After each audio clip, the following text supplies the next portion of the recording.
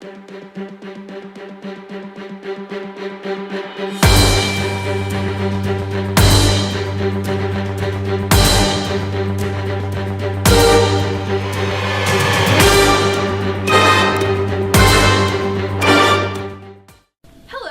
welcome to River Talk, the April 8th, 2015 episode. My name is Emily, and I will be moderating the panel. Today I'm joined by my fellow panelists, Justin, Aaron, Jaimie, and Joe.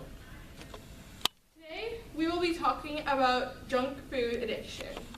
Every person on this panel, with the exclusion of myself, has worked in some way, shape, or form with this industry for purposes of special purposes. We will not be mentioning any names in this of any corporations or anything in this podcast. However, we are going to talk about junk food and its addictive qualities, and also we are not allowed to give out any secrets, so if you're looking for that, go someplace else. So, I'm even eating it right now. Yep. can't stop. okay, As you see here, we have French fries. Very unhealthy for you, as Very you see. typical. But it's very convenient, as in like something fast to eat. As you say, French fries, yeah, they're part of the potato family, but yet it's fried. Fried foods is very addictive, and it can be very, very convenient as well. And they taste pretty good. Also, it's processed. Like, if you were to make these homemade, that'd be great. You can still fry it. No big deal. But that's still processed. But this is processed, so that is No, like if you do this. it at home, it's still considered processed. Okay. Just sit right Okay. there. Can you slice it up? Yeah, that's the process. Just like cooking. That's what they say when they're Like, fermenting. That's funny. We talk You're about cutting fried hairs. food like potatoes, but we also have to realize that there's a lot of companies are using beef and other meat products that are filled with preservatives and other chemicals to make it taste good, but they aren't necessarily healthy. And then the way that they raise their cattle or their, I kind of focus more on beef, but the more like the way they raise their cows is inhumane and it causes other problems. So one of the reasons we're focusing on fast, convenient food is because it's so addicting. Seems like once you have one, you can't just have one potato chip. That's common saying. You guys want to talk about that? Well, there's the whole thing of high fructose corn syrup, which isn't very much related to corn. As from the Midwest, you probably know. But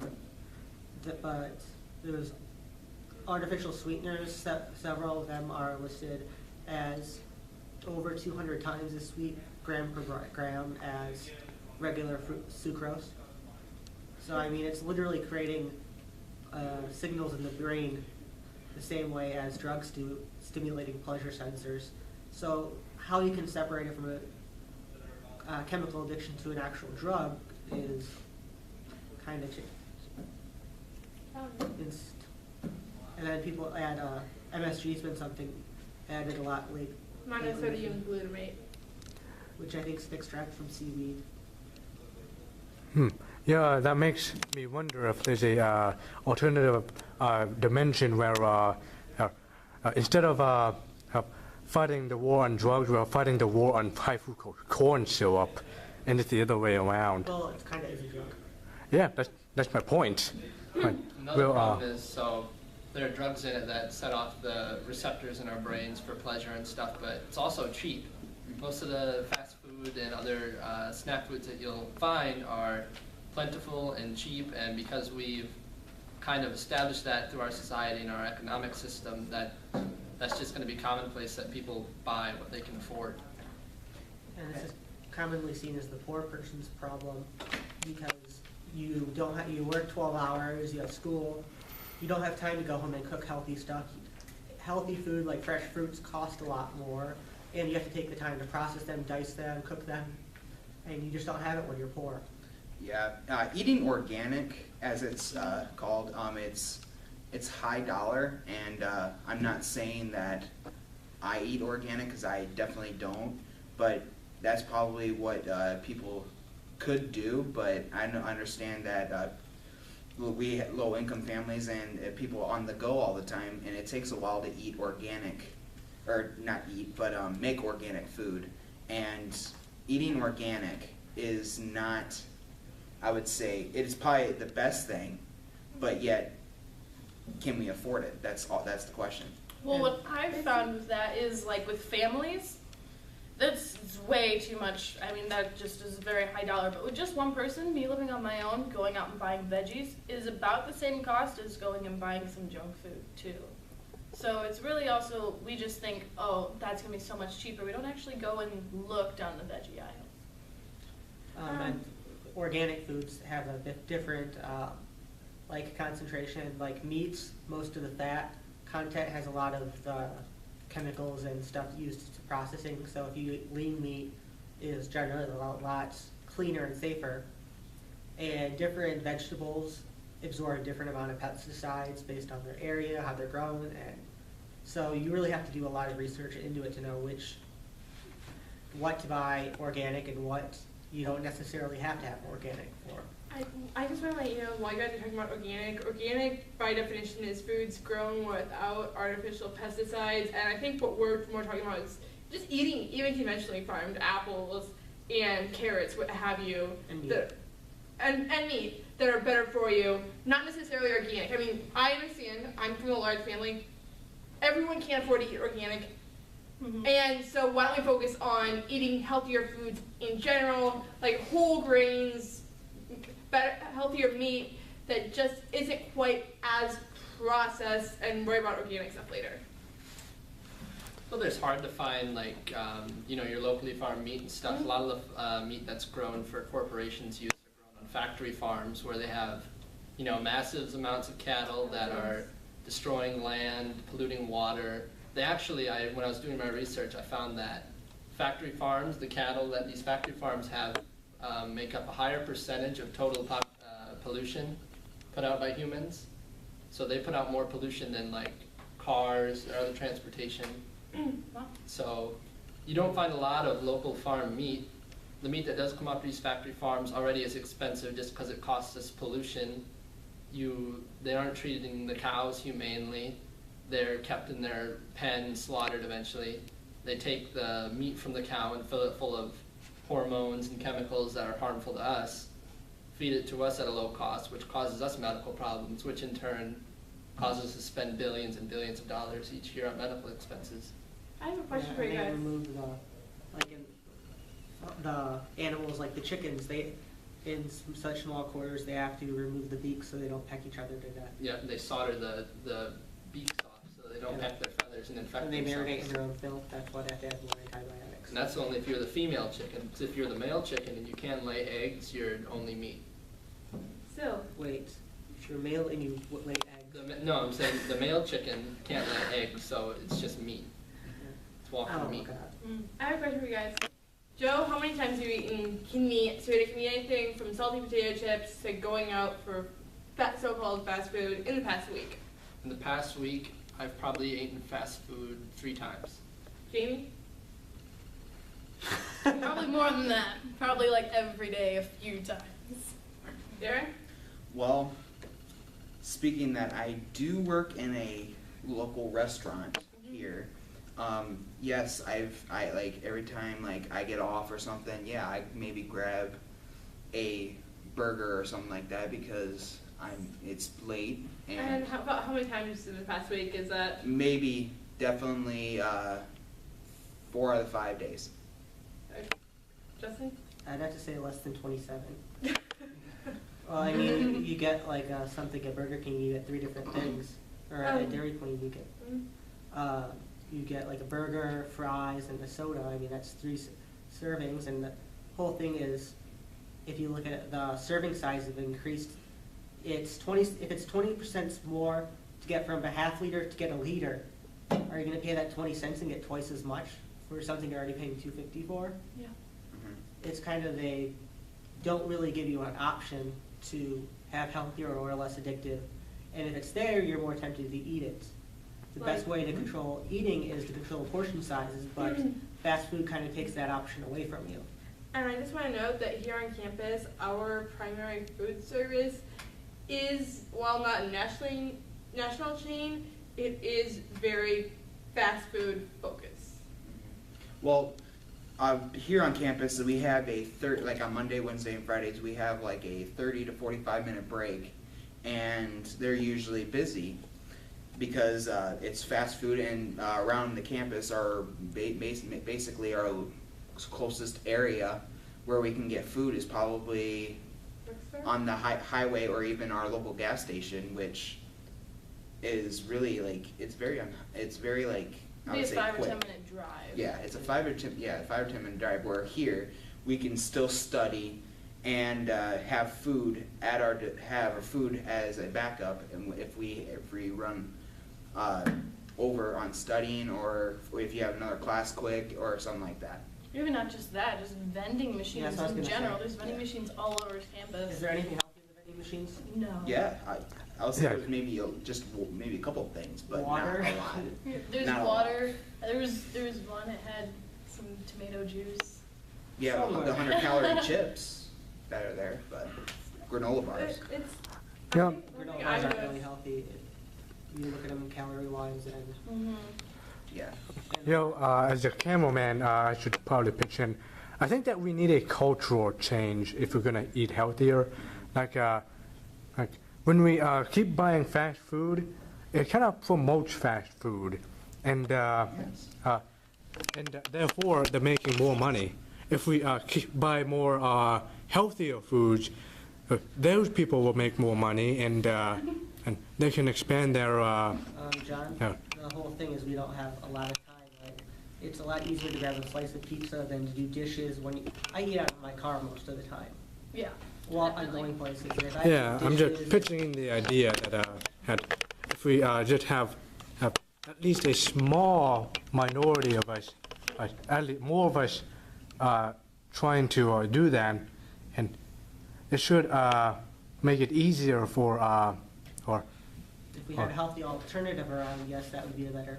If they offered things here, like maybe fruit smoothies, vegetable bakes, or, I mean, a lot of that stuff does hold well, it's just not nearly as addicted, so why put it in a vending machine if it's not gonna make itself more money? Well, culture change is a great idea, but there's only just one problem with it, and it's really, really, really hard. Yeah.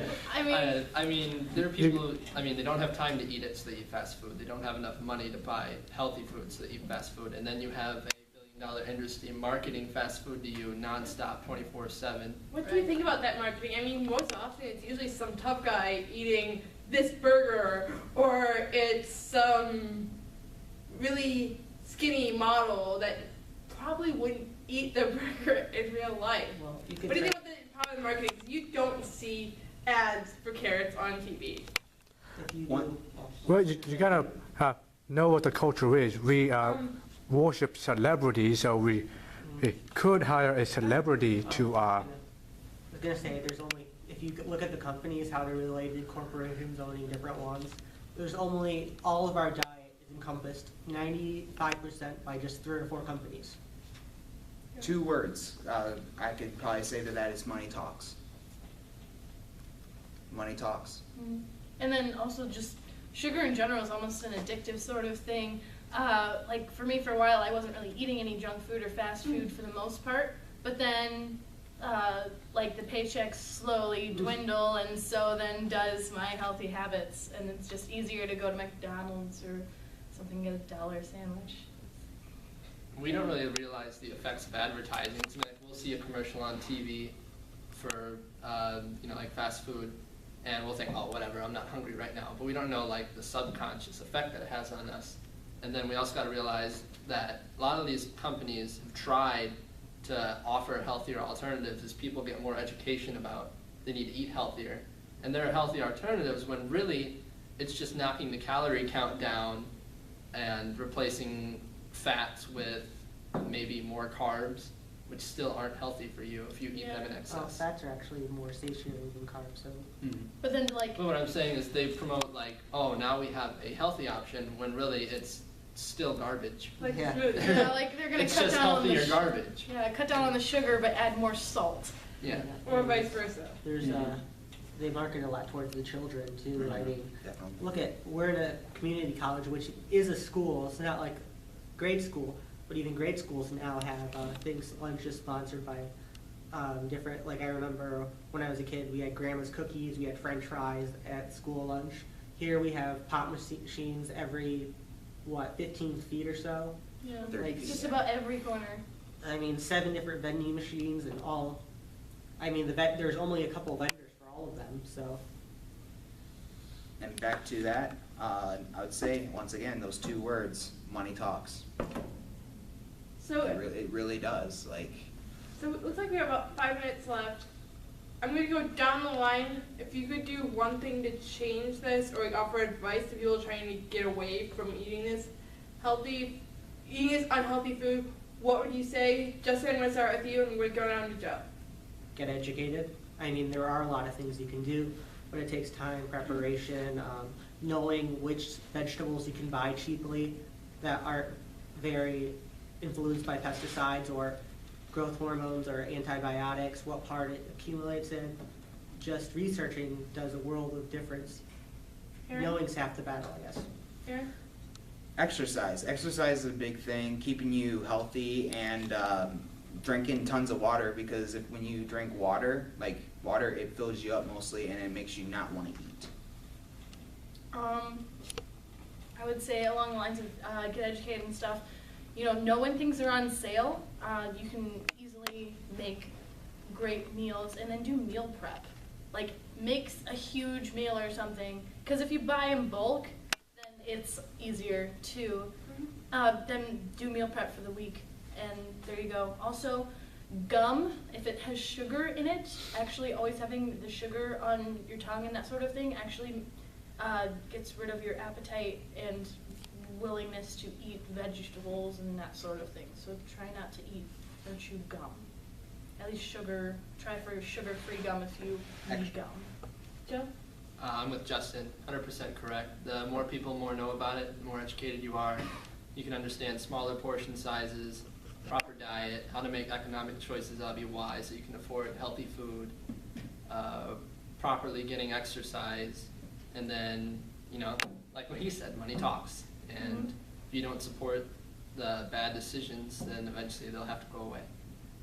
I just want to chime in. As the oldest of 7 kids, I was raised in a house where health food was the primary thing.